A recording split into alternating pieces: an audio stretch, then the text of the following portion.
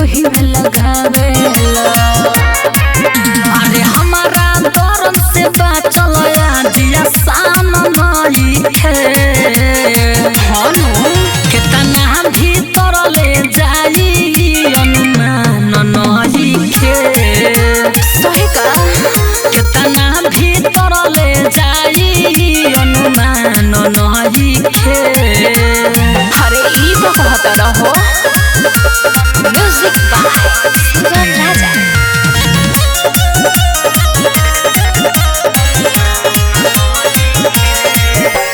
धक्के पूछो पूछवा दोनों तो जूझा तारा हम समान सरे हम चूसे लूझा तारा। ए हो सुनो बोलो ई जवानी पानी कोई देब मत के। हाँ सारा दे हलंगरी से बत के तर तर कद मगरी उमर ना दान नहीं खे। अब कितना भीतर ले जाई अनुमान नहीं खे।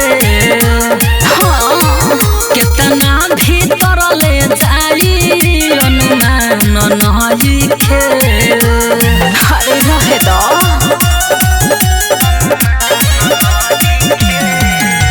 रिया फिल्म्स रिकॉर्डिंग स्टूडियो दिल्ली। लागता कि सोना आज मार देब राइटर किसानी गरमी जसम जार देब। का विचार बा सुनो बोलो ना मारे जीतू जितेंद्र हुमच के। हाँ माई माई करब मलच के रात बाबा के पूरा भइल बिहान नहीं खे। हाँ कितना